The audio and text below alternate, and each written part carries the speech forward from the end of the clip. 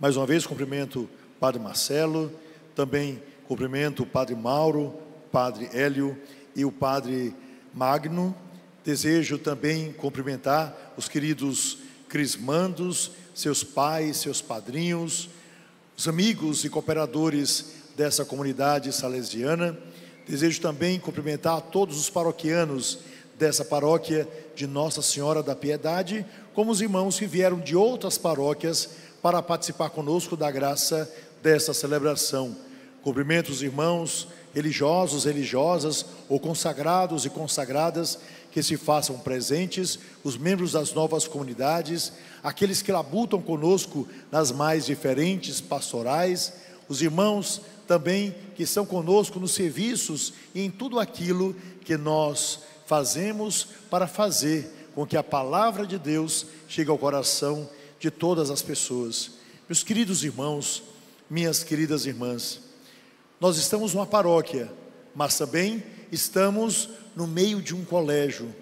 Nós queremos aprender a palavra de Deus, mas também aprendemos através das mais diferentes pessoas aquilo que ao longo da história é fundamental para que nós nos sintamos inseridos na sociedade e dentro dessa sociedade também na igreja.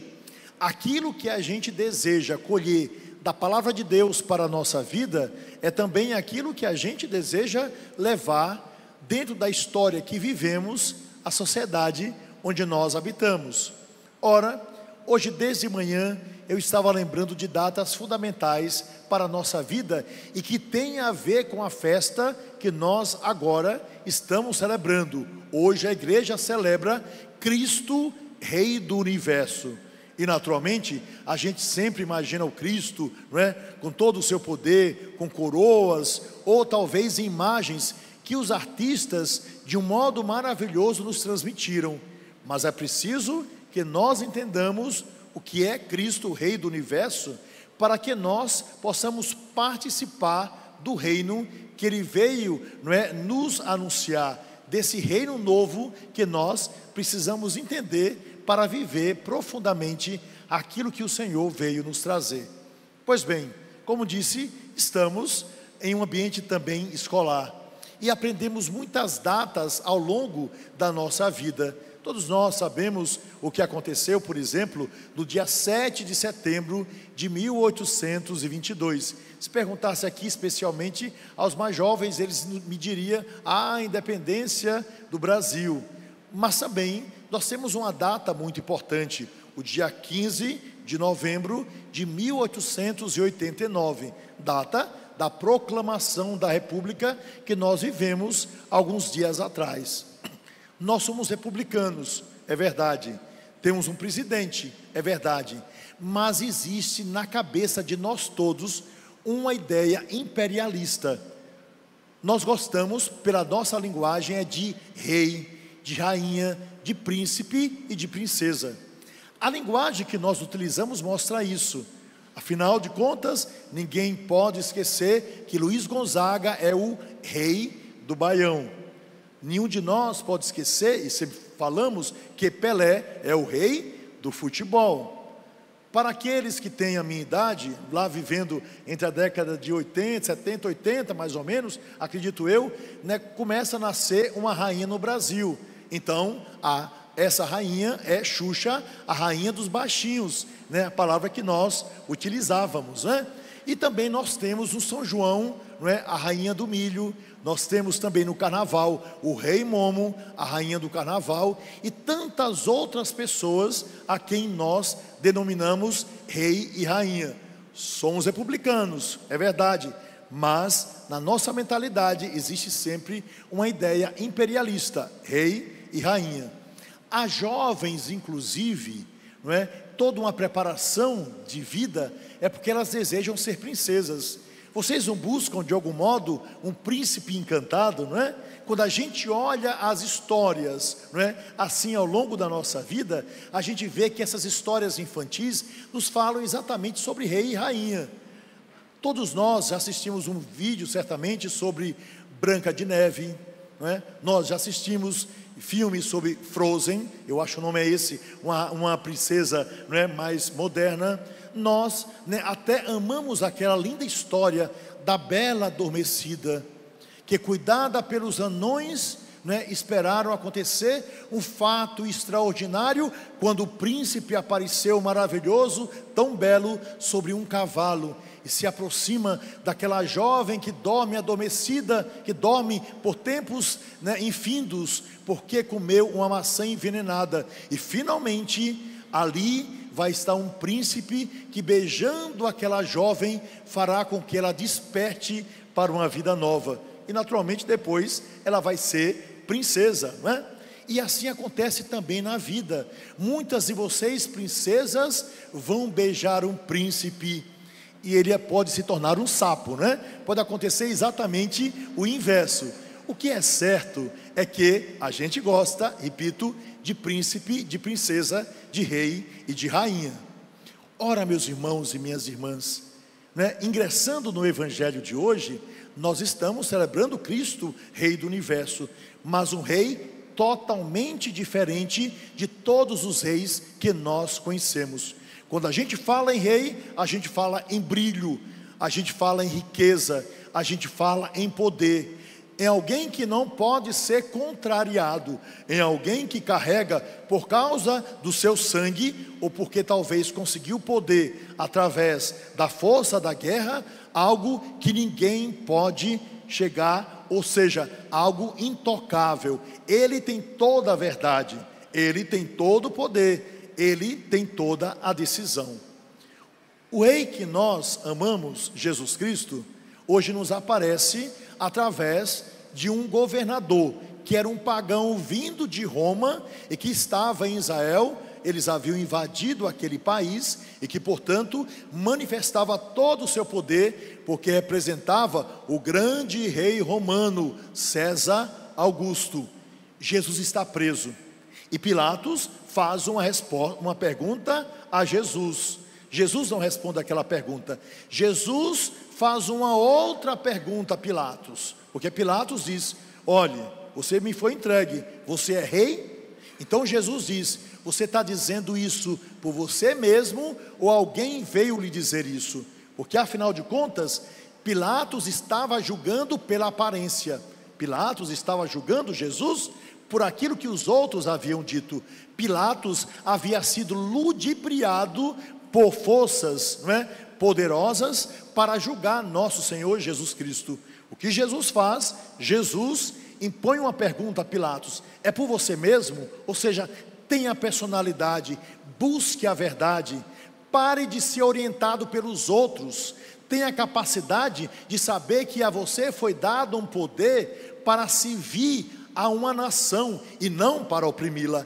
Isso é que Jesus diz de alguma forma diante de Pilatos. E é interessante que quando Pilatos, um pouco mais adiante no texto do Evangelho, faz uma pergunta a Jesus sobre o que é a verdade, Jesus se cala, não diz nada. E qual o motivo disso? Porque Pilatos estava diante da verdade, que é Jesus Cristo. Pilatos estava diante da verdade, que é uma injustiça cometida contra Jesus. Pilatos tinha todos os significados, e ele não era tolo, para saber que tudo aquilo estava sendo armado, e mesmo assim, entendendo que ele podia sofrer algum perigo de perder o seu poder, de perder o seu grande salário, de perder a sua grande função, ele resolveu injustamente entregar nosso Senhor Jesus Cristo à morte. Mas na cruz de Cristo nós entendemos verdadeiramente todo o poder de Deus. No comportamento de Jesus nós entendemos como age nosso Deus e nosso Salvador, e assim a gente entende perfeitamente a diferença entre o reino lá de trás de Roma, poderosíssimo, do imperador César Augusto, da diferença do reino de Jesus, da diferença do reino do Cristo, da diferença do reino de Herodes, que era um tirano malvado, um verdadeiro criminoso. Ora, como é que a gente encara muitas vezes o poder que circunda o mundo que a gente tem?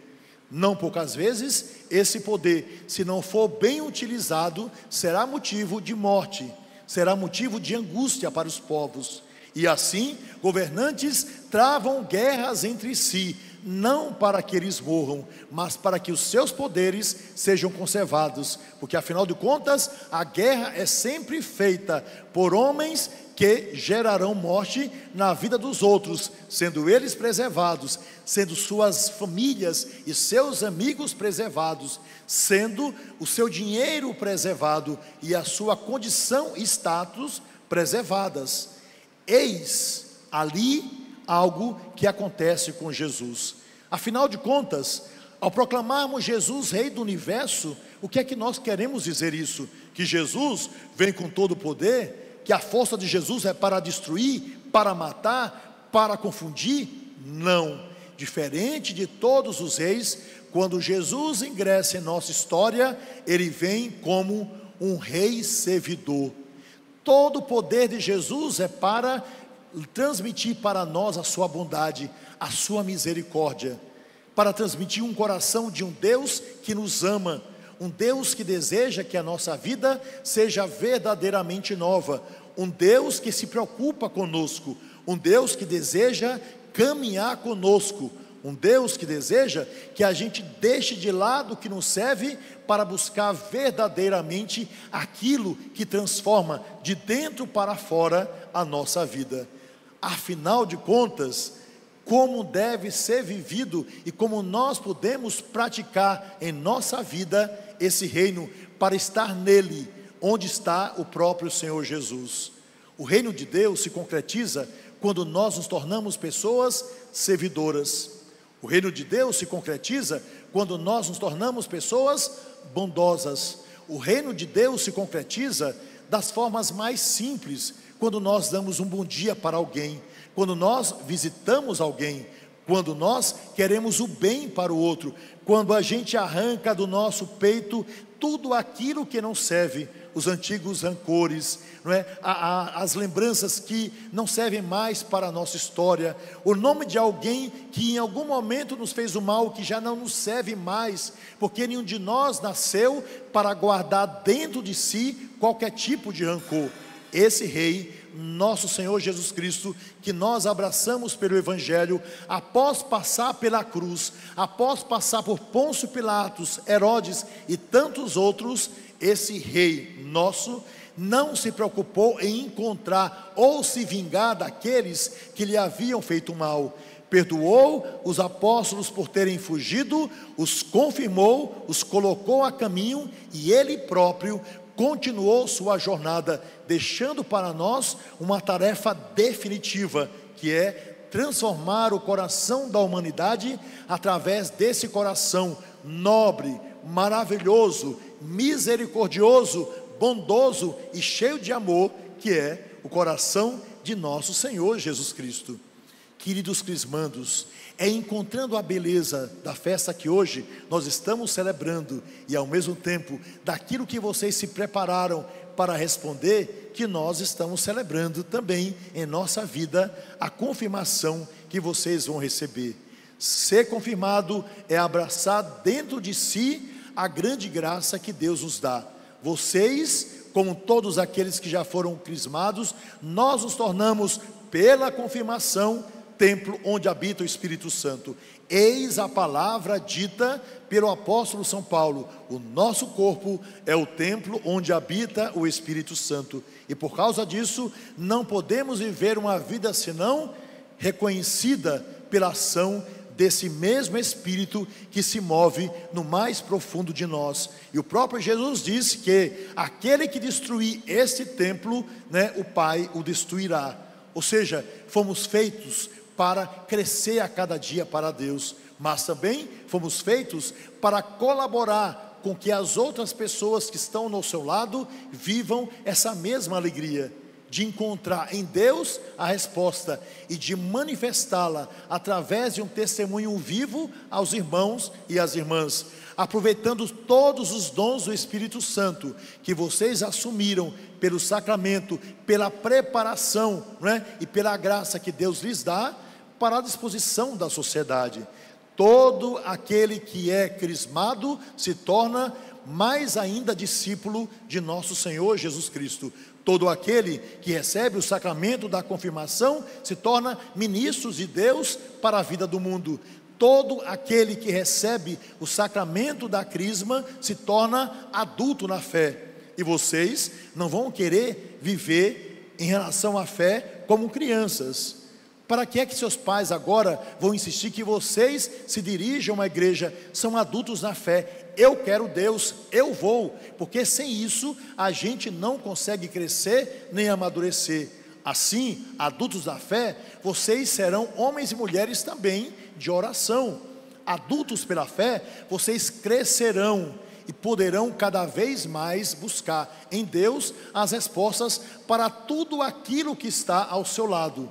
E nesse próprio Senhor, pela ação do Espírito Santo, utilizar todos os dons, inteligência, sabedoria, conselho, fortaleza, ciência, piedade e temor de Deus para falar em nome da igreja e pela fé construída no mais profundo do coração, pela graça de Deus em sua própria existência para todos os irmãos e irmãs. Assim, sejam felizes. Aprendam com aqueles que podem lhes dar e passar a verdade. Não podemos, como Pôncio Pilatos, viver das fake news, viver das mentiras e daquilo que pode destruir nossa vida, porque os que nos oferecem o mal, eles querem o bem para si e a destruição para os outros. Abraçando a Deus e aqueles que podem nos ajudar, seremos verdadeiramente novos, pela graça do Senhor e pela alegria de uma vida que renasce, quando nós nos tornamos verdadeiramente discípulos e missionários dele. Vocês receberão o sacramento.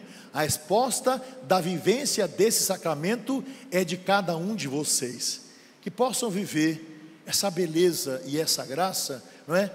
Cada dia mais com a força que vem do Espírito, e que sejam felizes, porque o grande projeto de Deus para a nossa vida é que nós possamos viver uma felicidade que ninguém pode nos roubar, apesar das dificuldades, apesar das barreiras, apesar de tudo aquilo que nós podemos sentir ao longo da nossa vida. Mas Deus é Deus, e com Ele nós nos tornamos mais do que vencedores. Portanto, que reine sobre nós o reino que Ele veio implantar, e que a manifestação desse reino se torne prática constante, pelo bem que queremos absorver e ao mesmo tempo pelo bem e pela graça que nós devemos doar a todos os nossos irmãos e irmãs, testemunhando Jesus Cristo, Rei do Universo.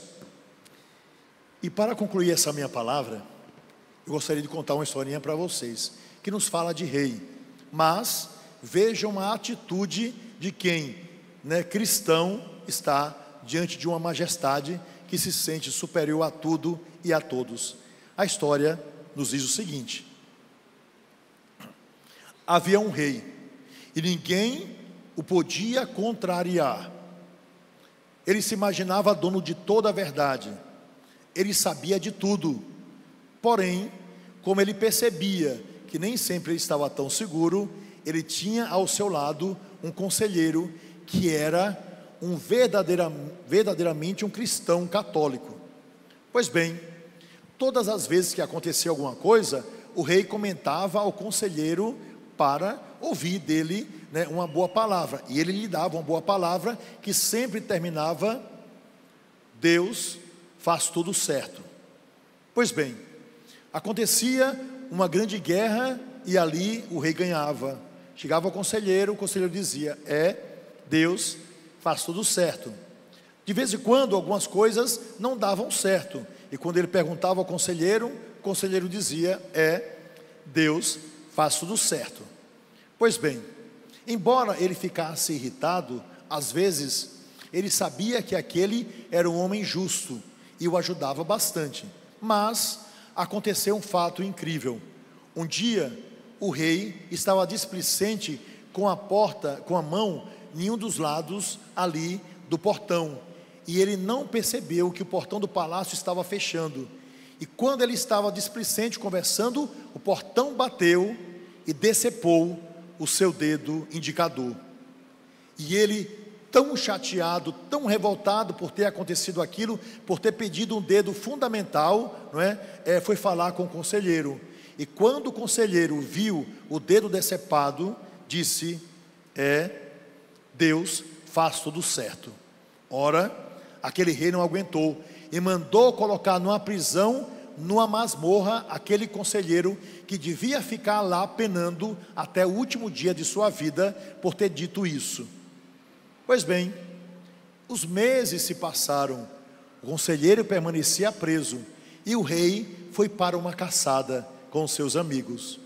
Resultado, vendo lá uma grande caça, ele foi entrando na floresta e não percebeu para onde estava indo, até que foi preso por uma tribo indígena, e essa tribo indígena era antropofágica, portanto, comia carne humana, e ele foi preso, e todo um ritual foi preparado para que eles pudessem devorar aquele homem que eles perceberam pelas roupas e pelos gestos que era nobre. Porém, quando eles tiraram a roupa do rei e quando prepararam para que ele pudesse ser devorado, eles perceberam uma coisa, que faltava um dedo. E aquela tribo indígena não comia jamais carne de alguém que tivesse qualquer tipo de defeito, nem de homem, nem de mulher, nem de animal. E por causa disso, eles disseram: você tem um defeito, lhe falta um dedo, vá embora, porque nós não comemos pessoas que trazem defeito, porque isso prejudica a nossa alma. E aquele rei saiu alegre e feliz e conseguiu encontrar bem longe os seus amigos e voltou também satisfeito para o seu palácio. Naquele momento, ele lembrou, daquele homem que ele havia mandado prender, e mandou chamar o seu conselheiro, e contou o que aconteceu. Resultado, aquele homem disse: Deus faz tudo certo. E o rei disse: faz tudo certo? Eu até entendo, porque Deus salvou a minha vida, e você, que ficou quase 6 meses preso? Então, aquele homem disse para o rei: majestade, o Senhor não foi devorado porque tinha um dedo a menos no seu corpo, porém, eu sempre andei com o Senhor. Se os índios me tivessem prendido juntamente com o Senhor, o que havia acontecido? O Senhor havia sido solto, mas eu, por não ter nenhum defeito no meu corpo, seria devorado. Portanto, Deus faz tudo certo. Meus irmãos e minhas irmãs, eis a graça daqueles que, com gesto de nobreza, entende a vontade de Deus, pratica essa vontade e transforma a vida através da palavra e do testemunho dos irmãos que estão ao seu lado. Que, ao invés de nos preocuparmos com a realeza desse rei, nos revistamos da graça e do exemplo desse conselheiro, levando aos outros a palavra de confiança e de alegria, mostrando que o nosso reinado é diferente. É um reinado que nos vem de um rei que se tornou servidor, ele que não veio para ser servido, mas para servir. Que assim seja.